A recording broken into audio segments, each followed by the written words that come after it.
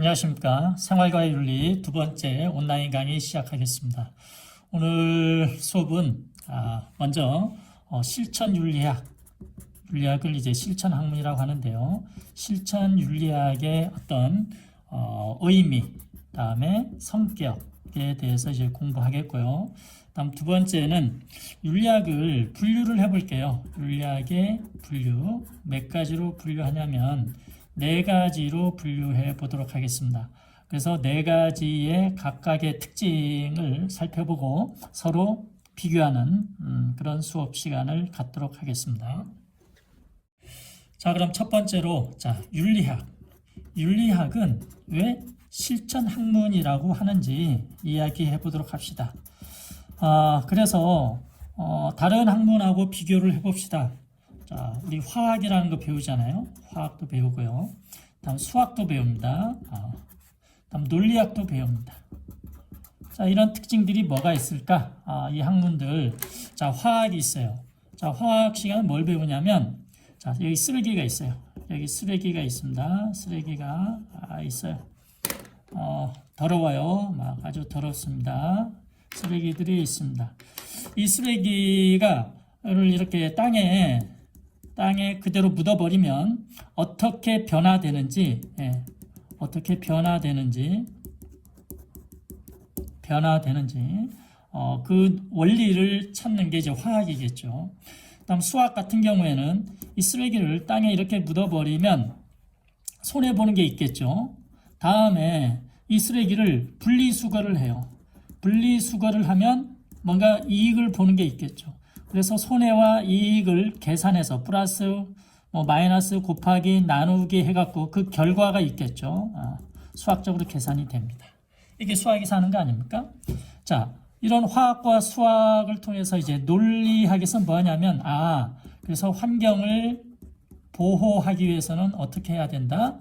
쓰레기를 분리수거를 잘 해야 된다. 라는 것을 이렇게 찾아낼 수 있겠죠. 어떻게 논리적으로 이제 찾아낼 수 있겠죠. 자, 이런 게 보통 우리가 알고 있는 학문들입니다. 그런데 여기서 윤리학은 어떤 특성이 있는지 한번 볼게요. 기본적으로 윤리학은 이러한 화학이나 수학이나 이 논리학에서 얘기하는 것들을 기본적으로 받아들여요. 받아들인 다음에 이걸 뭐하냐?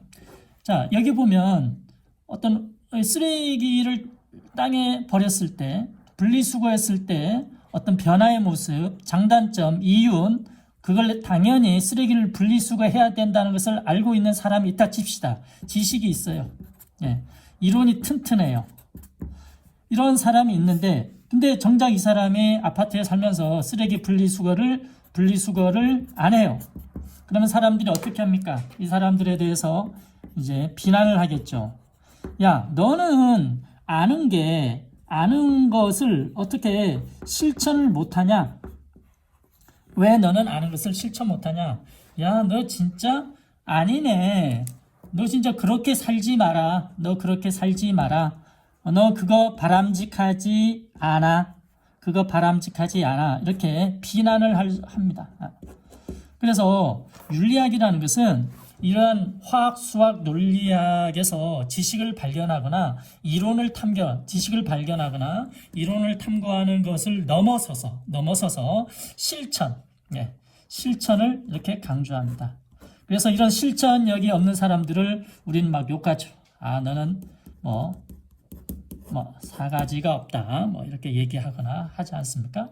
그래서 윤리학은 기본적으로 실천 학문이라는 거 아셨으면 좋겠습니다. 다음 두 번째, 윤리학을 이제 분류를 해볼게요. 네 가지로 분류해 보겠습니다. 자, 첫 번째는 이론 윤리학이라는 게 있고요. 다음에 실천 윤리학이라는 게 있습니다. 두 번째. 다음 세 번째는 메타 윤리학. 다음에 네 번째는 기술 윤리학. 총 이렇게 네 가지가 있습니다. 이론 윤리학은 규범 윤리학이라고 얘기합니다. 그러면 이 각각을 하나 이제 비교해 볼게요. 규범이라는 것은 모범이에요. 모범, 법규, 법범인데 어떤 샘플이 되는 겁니다. 예를 들어서 BTS 볼까요? BTS 뭐 전 세계 아미들이 아주 좋아하죠. 저도 좋아합니다. 예.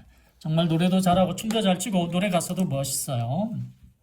네, 이 BTS를 보고 우리는 얘기합니다. 멋지다. 멋져. 와, 나 너무 좋아. 와, 이거 나 따라하고 싶어. 뭐 이렇게 그래서 춤도 추고 노래도 하고 하죠. 자, 요런 것들 뭔가 우리가 보기에 바람직한 것, 너무 좋아서 따라하고 싶은 것들, 이런 것들이 우리 인간 생활 속에서 있어요. 그걸 규범이라고 합니다. 그래서 어떤 것을 따라하고 싶은지, 어떤 것이 좋은지, 어떤 것이 멋진지에 대해서 이론적으로 탐구하는 게 이론윤리학이에요. 그러면 여기에 대표적인 게 뭐가 있냐면 의무론이 있습니다. 의무론 있고요. 또 하나 이제 공리주의가 있고요. 다음 덕윤리가 있습니다. 뭐 뒤에 뭐 자세히 배우겠지만 오늘 간단히 합시다. 자, 의무론은 사람이라면 너 사람이냐? 네가 사람이라면 당연히 마땅히 당연히 해야 될 의무가 있는 거예요. 그 의무의 내용은 뭐 여러 가지 있겠죠. 뭐 사람을 존중해라, 사람을 사랑해라, 사람을 죽이지 마라, 뭐 이런 것들 여러 가지 이야기하는 게 이제 의무론입니다. 다음 두 번째 공리주의는요. 공리주의는 최대 다수에게 최대 행복을 가져다 주는 게 가장 바람직하다. 그런 삶은 나는 따라하고 싶다. 이렇게 생각하는 애들입니다. 그래서 의무론과 공리주의 약간 이제 차이점은 뭐냐면 의무론은 동기를 강조합니다. 이건 공리주의는 결과를 강조해요. 이런 큰 차이점은 있습니다. 다음 덕윤리는요. 마지막 이제 덕윤리는 뭐 이런 것을 아는 것보다 실제로 성품이 착해야 된다. 착한 성품이 있어야 이런 도덕적인 행위를 할 수 있다라고 보는 게 이제 덕윤리예요.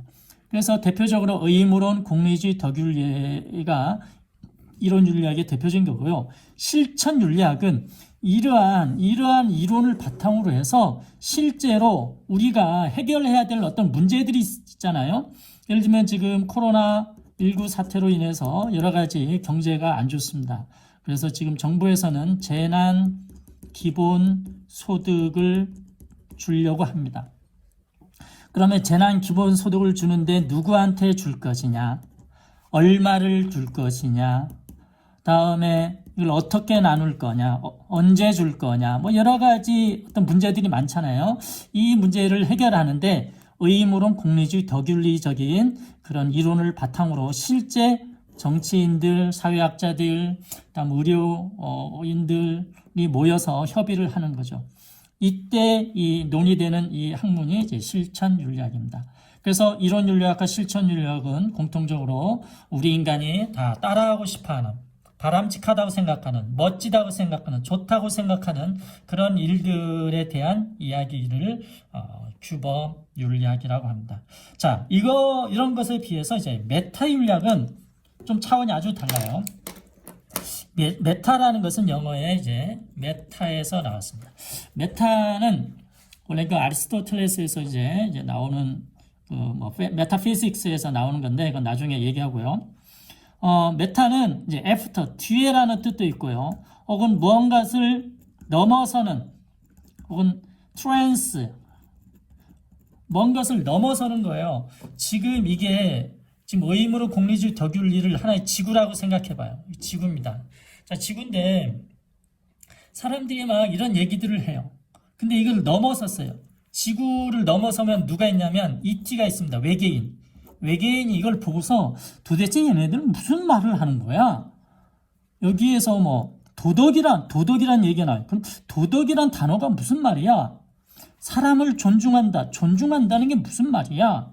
그래서 이런 것들을 언어적으로 분석하는 겁니다. 언어적으로 분석하는 것. 따라하고 싶다. 자, 여기 보면 좋다, 멋지다, 따라하고 싶다. 이런 언어들이 도대체 뜻이 뭐냐? 어떻게 정의 내릴 수 있느냐에 대해서 엄밀하게 분석합니다. 다음 두 번째, 의무론이 사람은 마땅히 따라야 할 게 있다. 예를 들면 사람을 존중해야 된다. 사람을 죽여서는 안 된다. 이런 거 있는데 이게 도대체 이 마땅히 따라야 할 의무사항이 도대체 뭐냐? 그리고 그것은 누가 얘기했느냐? 이거 막 따져가고 그게 과연 그래서 의무론자들이 이런 식으로 마땅히 따라야 할 의무사항이 있다라고 얘기하는데 그것을 그렇게 얘기하는 게 당연하냐? 논리적으로 타당하냐? 논리적으로 타당하냐? 이런 것들을 또한 따집니다. 그래서 이제 메타윤리학자는 이런 규범윤리학자들이 보기에는 조금 짜증난 애들이죠. 규범윤리학자들은 뭔가 어떤 사회 문제, 윤리 문제를 해결하려고 참 무진 애를 쓰고 있는데 얘네들은 메타윤리학자들은 실제로 그런 얘기는 별로 안 하고 야 너희들이 쓰는 단어가 이상해, 말이 이상해, 논리적으로 타당하냐 그러다 보면 재난 기본소득을 주지 못하는 상황, 뭐 빨리빨리 줘야 되는데 해결하지도 못하고 지금 거기에 쓰이는 언어만 분석하고 있는 상황에 있는 거죠. 자, 다음 마지막 기술윤리학이라는 게 뭐냐면 이것은 과학기술할 때 기술이 아니고요. 이 기록할 기자입니다. 영어로는 write 쓰는 거예요. WRIT죠. 쓰다. 그래서 이 기술윤리학은 대부분 인류학자의 입장에서 바라본다 혹은 사회학자의 입장에서 바라본다라고 생각하시면 됩니다. 자, 지금 여기 재난 기본소득에 대해서 이제 많이 얘기해요. 그러면 영국 사람들은 어떤 윤리를 가지고 접근하고 미국 사람들은 어떤 윤리적 입장에서 접근하고 한국 사람들은 어떤 입장에서 접근하는지 그 윤리적인 상황, 그런 논의 과정들을 그냥 담담하게 write, 기록하는 거예요. 그래서 어느 것이 바람직하다, 따라하고 싶다 이런 게 없어요. 이런 게 이제 기술윤리학입니다. 세 번째로 마지막. 그러면 지금 여러분의 이제 쟁점, 여러분이 관심을 갖고 있는 쟁점을 하나 이렇게 어떤 쟁점을 하나 잡으세요. 그런 다음에 이것을 아까 윤리의 4가지 입장 있잖아요. 그 입장에서는 어떻게 접근해서 이야기할 수 있는지 여러분이 윤리학자라고 생각해서 한번 적어보세요. 자, 예를 들면 아까 얘기한 우리 코로나 사태로 인해서 우리나라가 재난 기본소득을 이렇게 준다 했잖아요. 그래서 지금 크게 논란이 있습니다. 전체 다 주자. 전체 국민 다 주자. 여기서는 돈이 없는 가난한 사람들한테 주자. 뭐 전체한테 줄 거냐, 가난한 사람들한테 줄 거냐 이런 윤리적 쟁점이 생겼어요. 그러면 여기 첫 번째 이론 윤리학자들은 어떤 이야기를 할 수 있을까? 여러분이 알고 있는 의무론, 공리주의, 또 덕윤리 입장에서는 어떻게 얘기할 수 있는지 뭐 한 문장씩 적어보면 좋겠습니다. 다음에 이제 두 번째 그룹은 뭐예요? 실천윤리학자. 자, 실천윤리학은 이제 문제 중심의 윤리학이고 응용윤리학이면서 학제적인 접근을 해요. 그러면 여기에서 이제 의료인들은 뭐라고 얘기할지, 혹은 정치인들은 뭐라고 얘기할지, 그다음 일반 시민들은 뭐라고 얘기할지 간단하게 한번 적어보면 좋겠습니다. 다음에 세 번째는 이제 메타윤리학. 메타윤리학자들은 뭐라고 이제 언어 분석하고 도덕적 추론의 정당성에 대한 이야기들이 있을 수 있잖아요. 그런 것들을 한번 뭐라고 얘기할 수 있는지 한번 적어보기 바랍니다. 마지막 이제 기술윤리학. 자, 기술윤리학은 라이팅 한다 그랬죠. 그래서 각자 그것을 담담하게 인류학자처럼 사회학자처럼 어떻게 기록할 수 있을지 여러분이 생각해서 작성하면 오늘 수업은 끝이 납니다.